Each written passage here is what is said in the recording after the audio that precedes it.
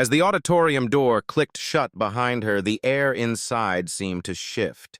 No one said it out loud, but the surprise, the discomfort, and the doubt were written in every pair of eyes. Imani Rhodes stepped into Yale University's debate hall wearing scuffed shoes, a second-hand blazer, and a determined gaze. Her hair was braided, and her deep brown skin stood out beneath the luxurious golden lighting of the hall. In her hand was an old notebook with peeling edges, its slanted handwriting marked by notes she and her mother had jotted together after each night shift.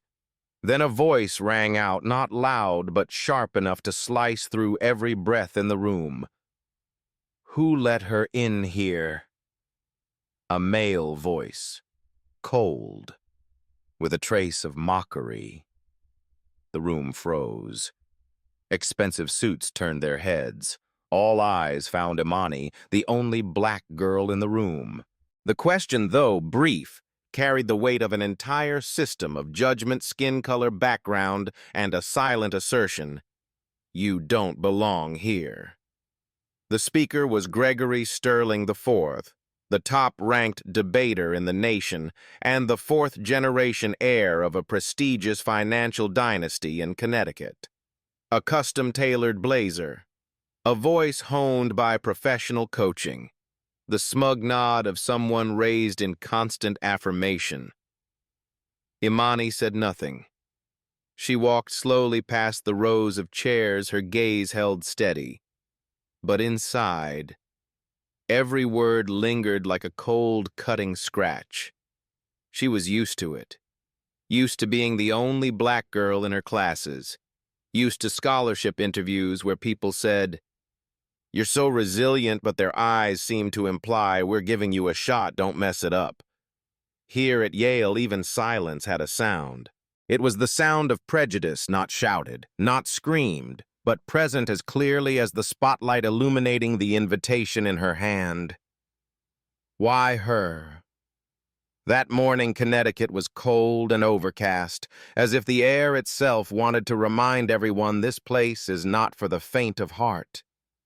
The Yale campus stretched wide with gray stone buildings that bore the weight of tradition and power, making Imani's footsteps on the old brick paths echo with isolation. She had no one with her, no parents, no coach, just a single message from her mother sent at 5 a.m. "Don't try to be like them, sweetheart. Make them see that difference is power."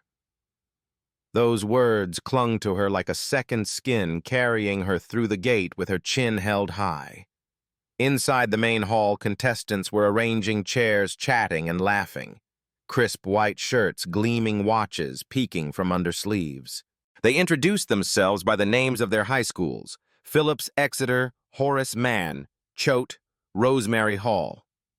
Each name is an unspoken claim of place. Imani approached a group deep in discussion. But as soon as she greeted them, the group paused only for a second, but long enough for her to understand. An Asian girl turned away.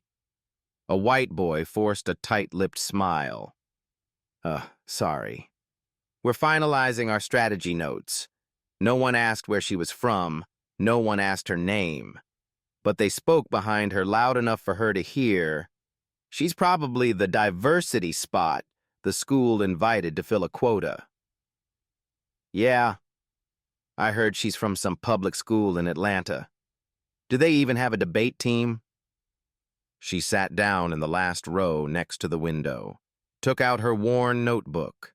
Ink smudges and strike-throughs marked the pages, and next to them a note her mother had written in red pen. "If no one gives you a seat, bring your chair." On stage, Professor Elizabeth Grant, the head judge, was introducing the rules. Her eyes swept across the room, scanning every movement. When her gaze landed on Imani, it didn't narrow in contempt nor soften in sympathy. It was the look of someone who had watched too many students fall apart behind the mic. After the opening, the students were randomly assigned to discussion groups. No one chose Imani. She found a corner in the library where dim light filtered through antique glass panes and cast a shadow across a dark wooden table. She opened her old laptop, which had a cracked corner on the screen, and she began searching. Supreme Court rulings on affirmative action. Admissions data for students of color at Ivy League schools. Stories of applications rejected not for grades but for names. Each data point became another layer of armor. She didn't need pity. She needed precision. That afternoon, the debate topic was announced. The influence of socioeconomic background should be minimized in college admissions. Imani froze. This wasn't just a topic. It was her life transformed into a case study for others to analyze, critique, and debate from a distance, much like a sociological abstraction.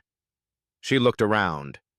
Others were eagerly forming groups, pulling arguments from textbooks and discussing equity as a theoretical concept.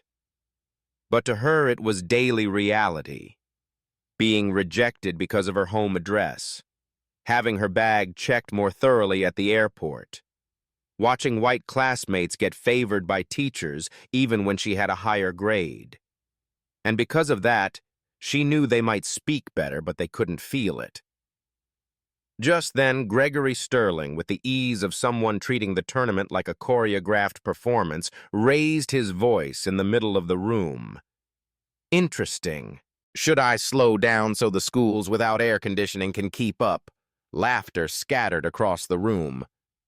Imani didn't look up, but she scribbled a note in the margin of her notebook. People laugh when they think you can't hear them, but forget you're silently writing the answer. The next morning, the air had turned colder. A thin layer of fog blanketed the towering windows of Sanders Hall like a velvet shroud draped over a courtroom bench. Inside, polished mahogany benches stretched across the hall like in a grand old tribunal, where confidence was evidence and voice was a weapon. Imani Rhodes stood outside the chamber doors, clutching her notebook tightly to her chest. Her heart pounded so loudly she could hear it echo through the fabric of her coat. She looked up at the electronic board which displayed the list of contestants. Her name, Imani Rhodes. Southeast Regional appeared at the very bottom. The position of an outsider. The position of someone meant to be just there. Gregory Sterling took the floor first. He walked on stage as though stepping onto Broadway. His voice rang clear and even, every word molded like it had been rehearsed in front of a mirror 100 times. He guided the audience through elegant examples from Harvard research, quoting economic reports with surgical precision and sprinkling in gentle barbs that elicited laughter from the crowd on cue. At the end of his speech, Gregory paused, casting a glance toward Imani as if to say, "Let's see what you've got after that." And then, it was her turn. Her name was called in a hesitant voice from the judge's table. A beat of silence stretched across the room, a taut thread between skepticism and anticipation. Imani rose.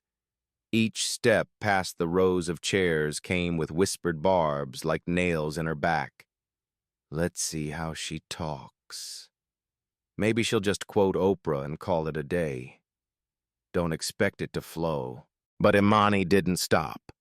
She reached the podium, placed her notebook down, took a deep breath, and raised her head to face the room. Her voice wasn't loud. It wasn't theatrical, but it carried, and every word landed.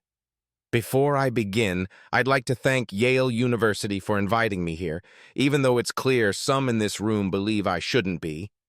A ripple of oohs moved through the audience. Some chuckled. Some blinked, wide-eyed. But she didn't pause. She began with statistics, but not from Ivy League sources. She cited research from public education advocacy groups and organizations that fight for the rights of minority students. She spoke of schools without full-time debate coaches, Schools where students used public libraries for research because the buildings had no stable internet access. Then she looked up.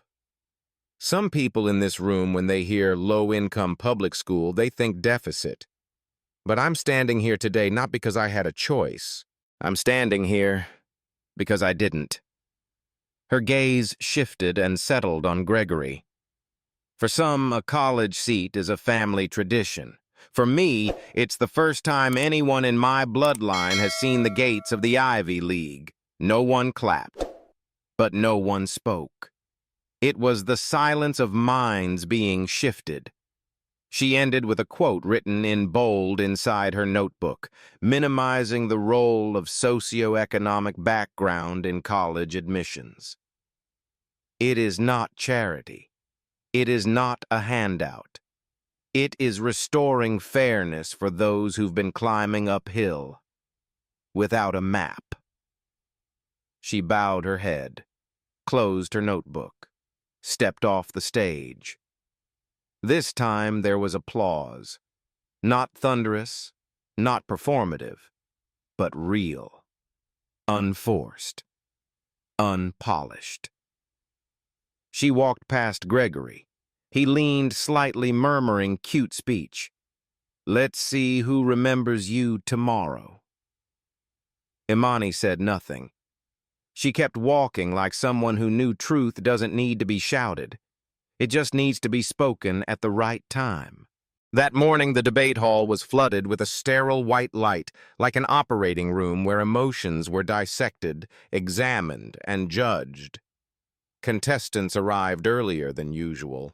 Some flipped through binders, some adjusted their collars, but all eyes quietly drifted toward one person, Imani Rhodes. She wore an old navy blazer with a slightly frayed collar. But her demeanor, the way she walked, the way she held her notebook, carried a kind of presence that no tuition or legacy could buy. It was the calm of someone who had been counted out too many times and kept walking anyway.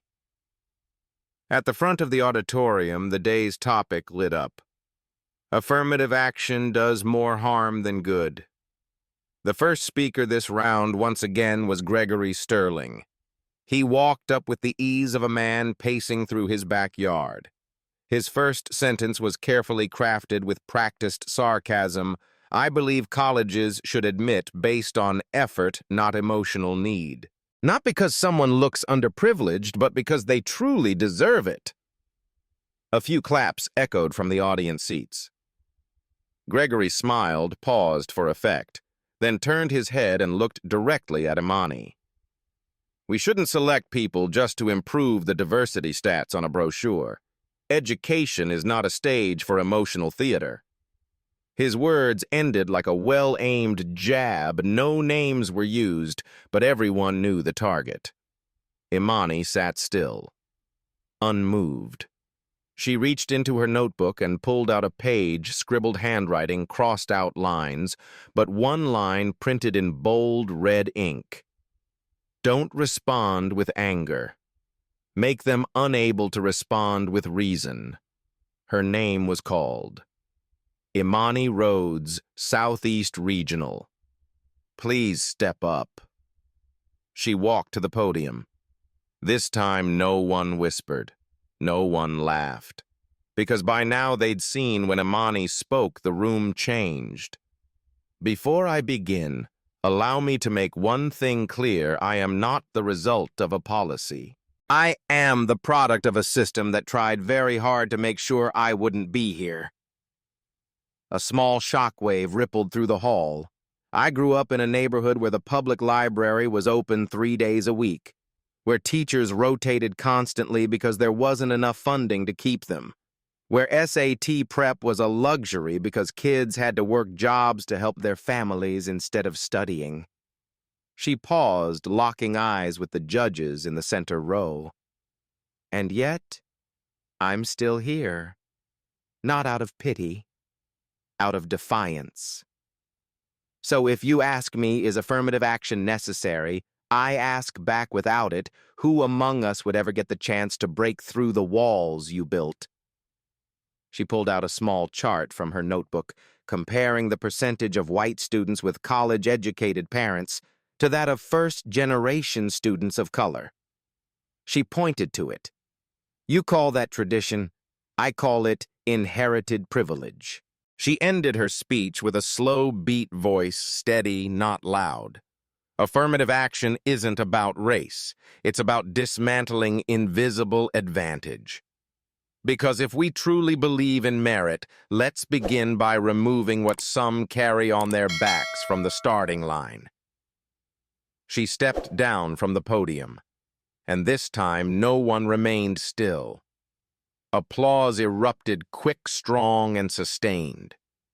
Not out of sympathy, not out of politeness, but because they knew she had just delivered a speech that no curriculum could ever teach. Gregory Sterling sat in silence, his lips pressed into a thin line. For the first time, the smirk in his eyes was gone. He tilted his head as if to say something, but stopped. That night, Imani didn't sleep. She lay on her side in the narrow dorm bed, her laptop still glowing faintly beside her dozens of tabs stacked like doors she still had to knock on. The white light reflected onto the wall, forming a hazy halo, as if the world were waiting for her to collapse. But she didn't. She was writing. Arguments, data, citations from academic research, and stories from people who had lived lives like hers, people whose voices were often cut out of the frame.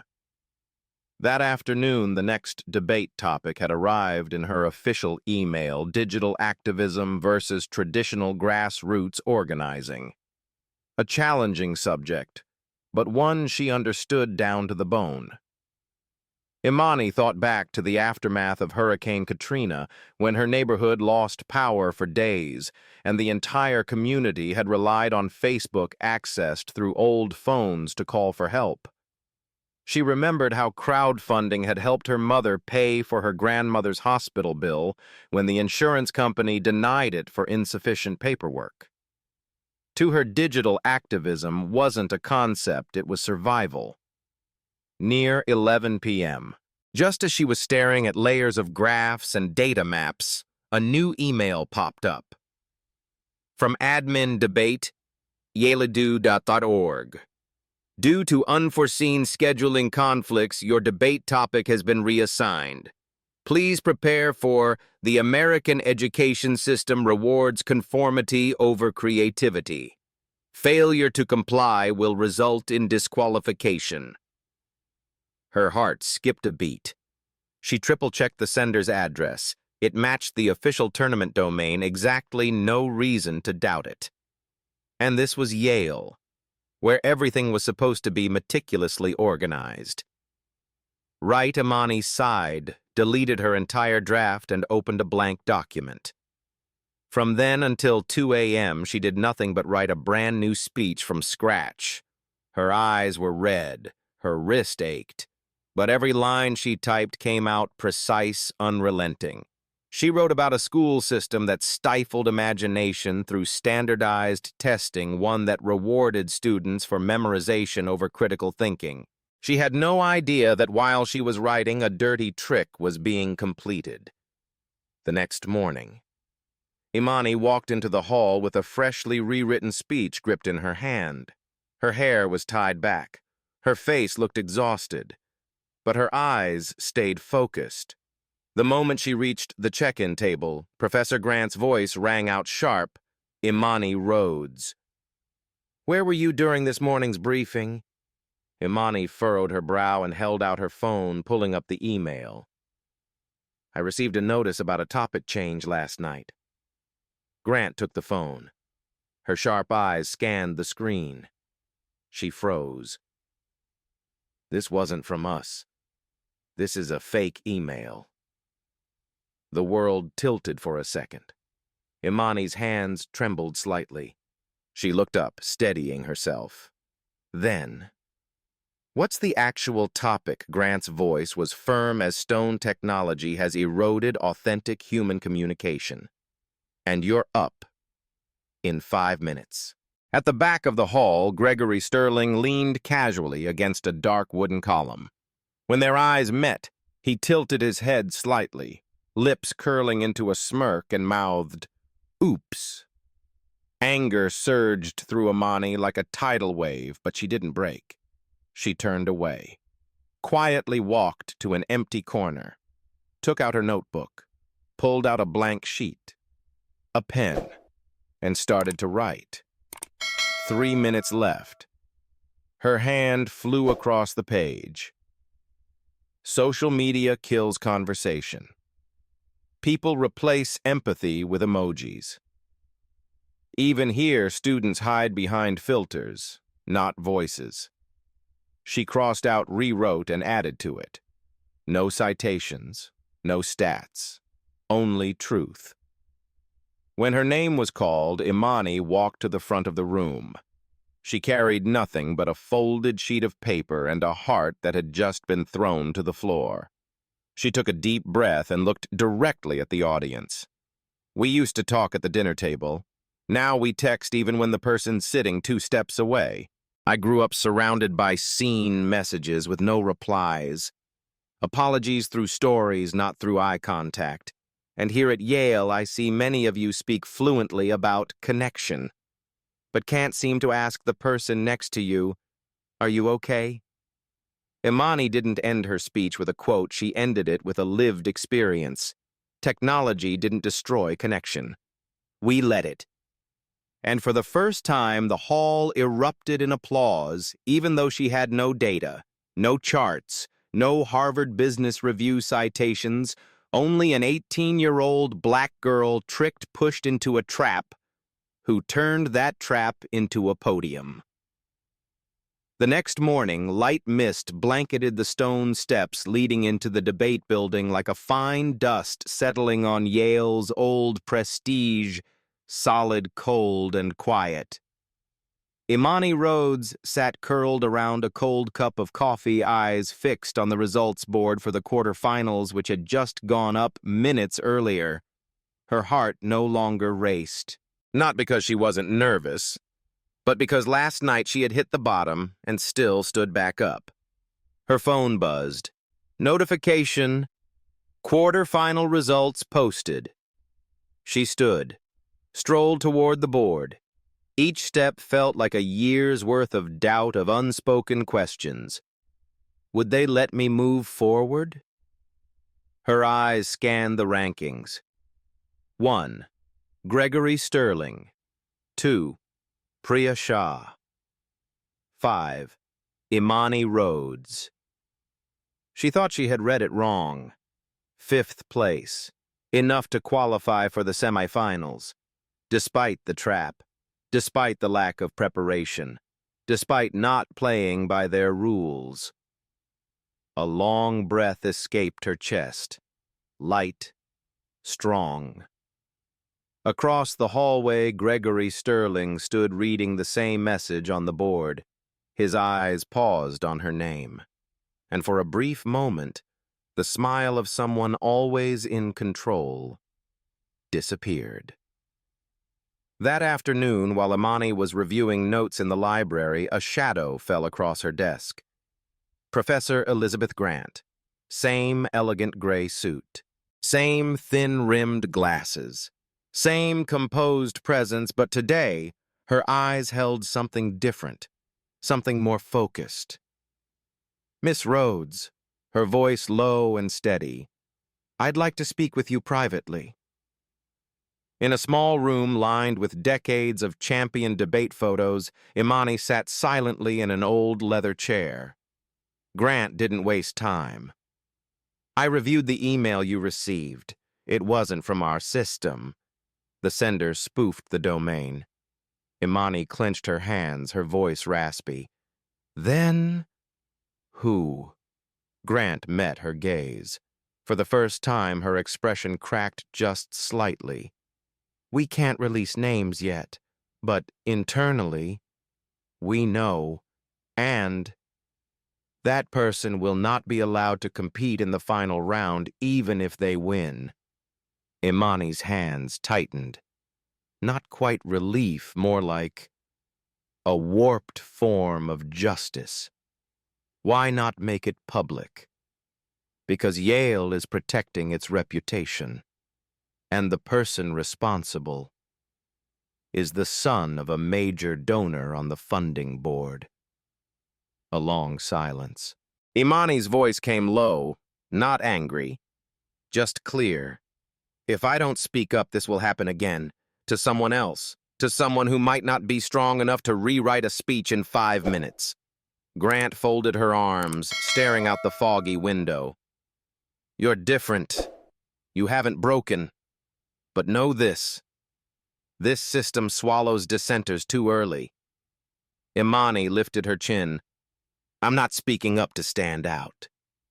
I'm speaking up, so those who come after me don't have to hide.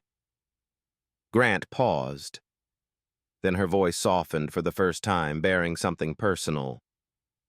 Make it to the final. When you're on that stage, the light won't be able to hide anymore. That night, Imani didn't study in the library. She sat in the lower floor lounge of her dorm, one earbud in fingers tapping the keyboard like she was striking the spine of her own story. Semi-final topic. Digital movements are less effective than traditional grassroots organizing. A smile crept to her lips. This was her terrain. She didn't need a research paper to know. Social media had helped thousands in her neighborhood find hurricane shelters, helped her raise funds for her grandmother's treatment, helped her be heard. Line by line, her arguments took shape. Case study, Black Lives Matter. Analysis, the power of hashtags. Conclusion, digital isn't invisible.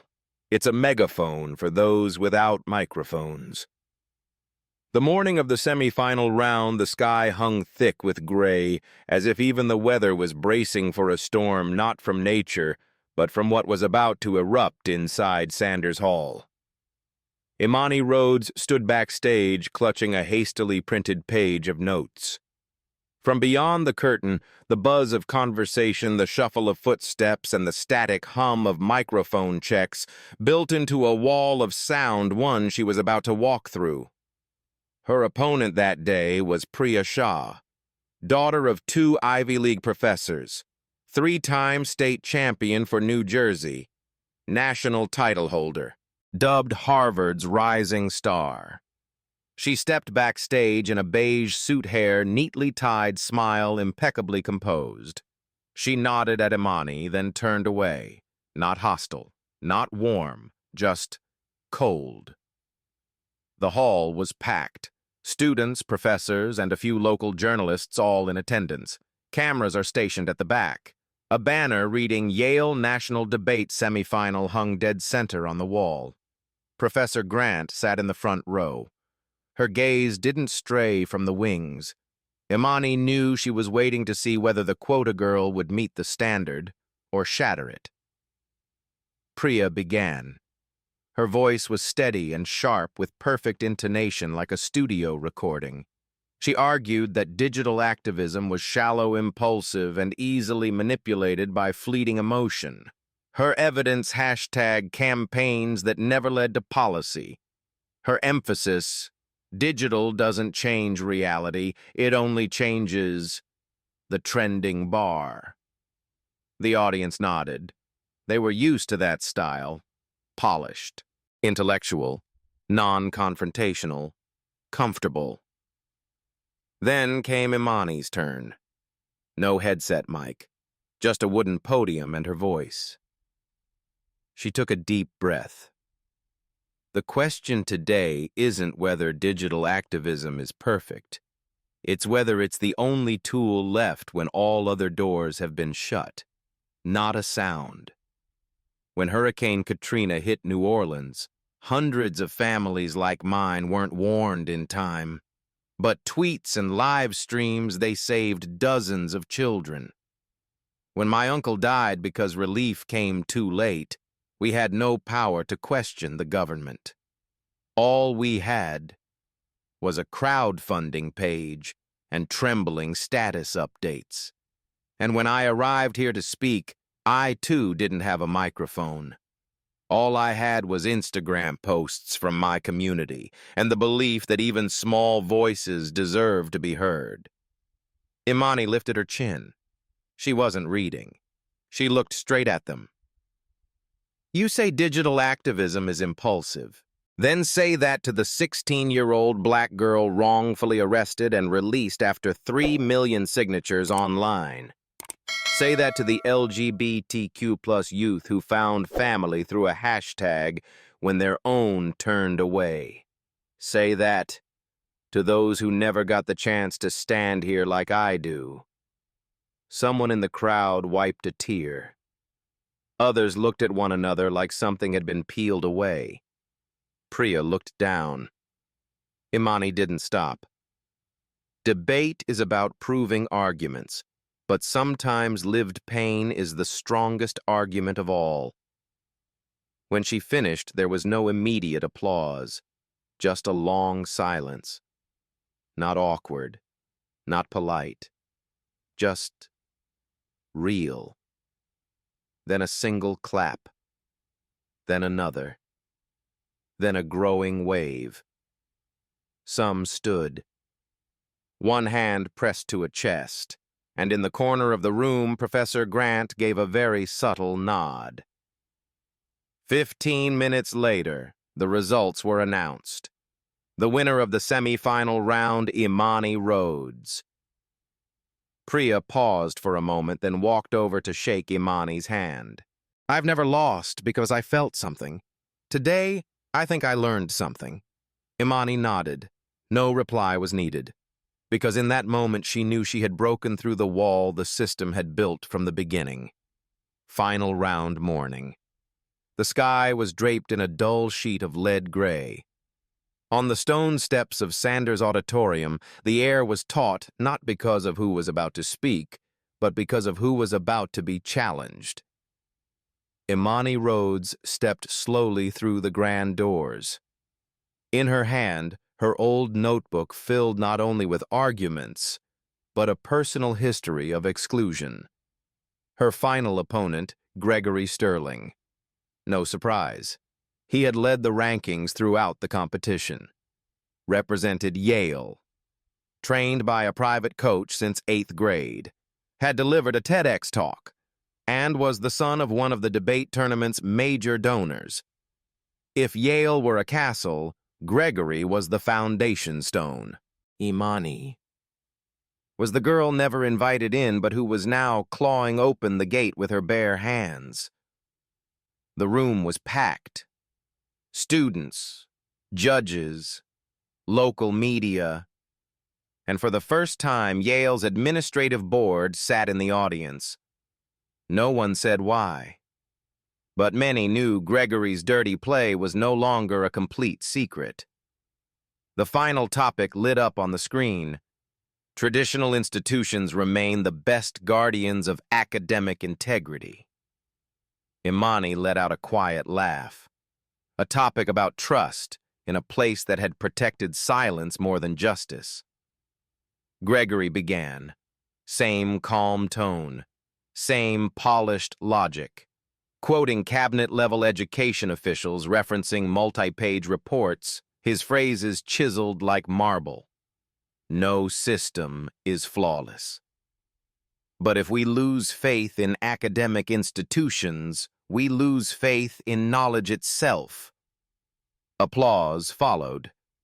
Gregory turned his head, looked directly at Imani, and smirked slightly as if to say, "What now?" Her name was called. Imani stepped forward one step at a time without a tremble. No glossy printouts in her hands. Just her notebook and eyes that didn't flinch. The question today is whether we should trust traditional institutions.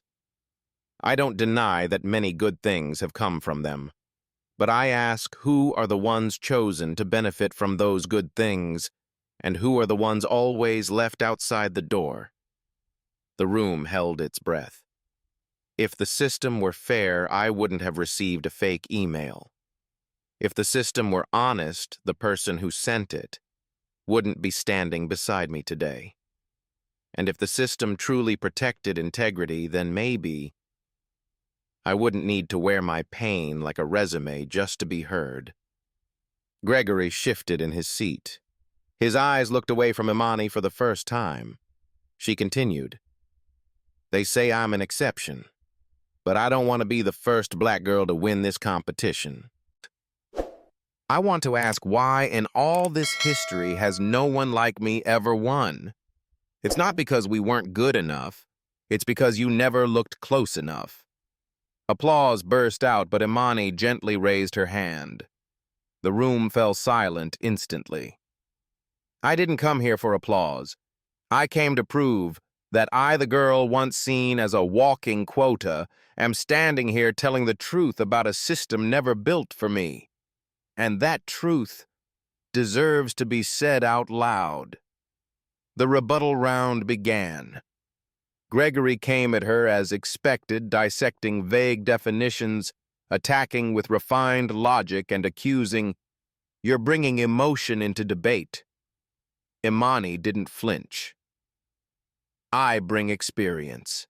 You bring reports from places where no one looks like me. And if emotion is the only thing that made you finally listen, then I'll be proud to be the first one who taught you how."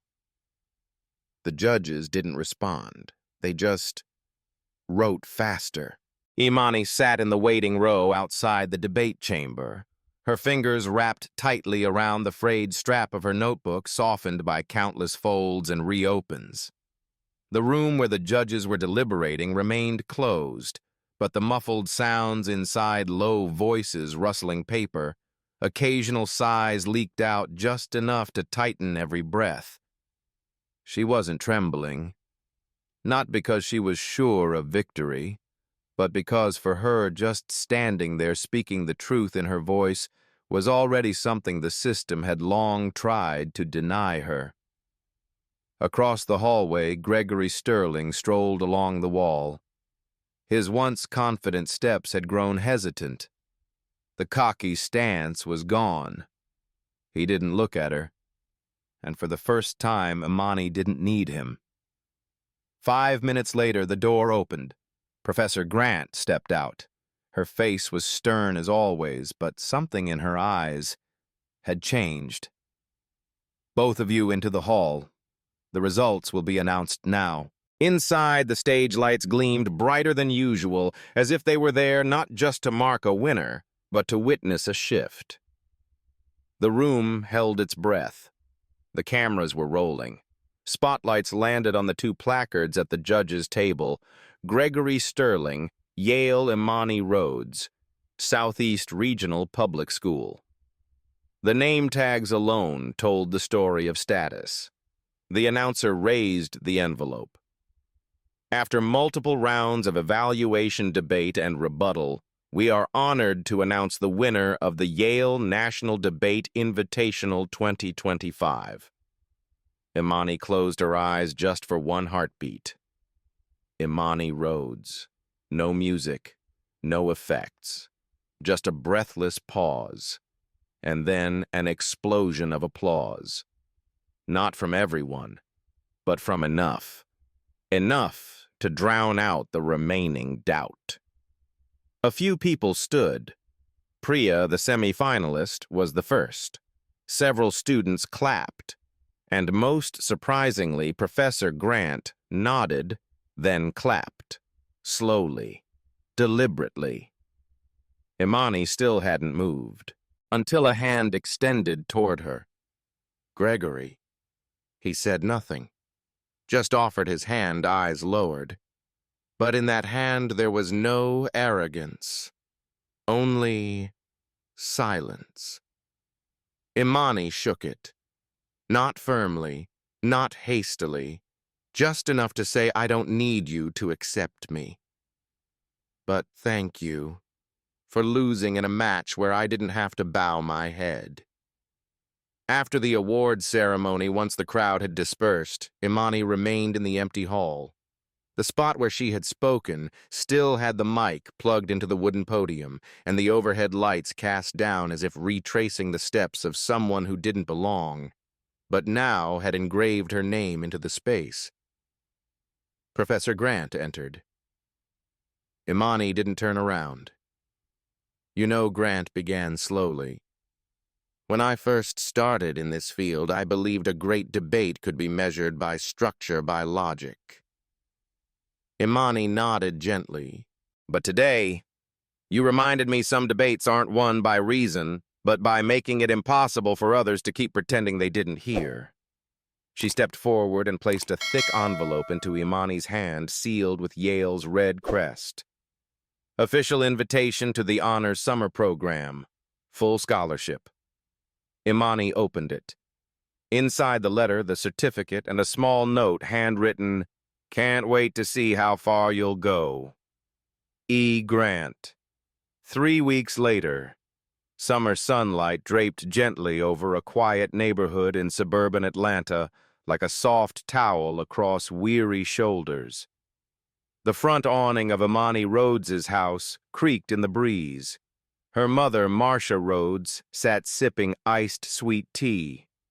She wore a faded floral blouse, her eyes fixed on her daughter who sat on the porch steps, one leg tucked under laptop open before her. Nothing had changed in the surroundings. The water-stained corner wall, the leaning wooden fence, and the sound of the old city bus sputtering from the corner.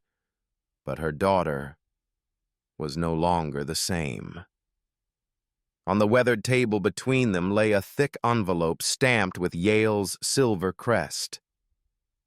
Marcia picked it up, smiled softly, and handed it to her daughter like passing down a destiny. "All your life, this is the first letter that didn't start with, 'We regret to inform you.'" Imani smiled faintly, but in her eyes something ran deeper than joy. She opened the letter. "Congratulations. You have been selected for the Yale Summer Preparatory Program. Full scholarship, honors. We believe your voice is not only academically valuable, but essential for the future of education." Below that, the familiar handwriting, "Don't dim your light. Ever. E." Grant. Marcia shook her head gently. "I used to worry when you left they'd make you go quiet, but now I know they can't extinguish a fire lit by truth." Imani nodded, her gaze drifting.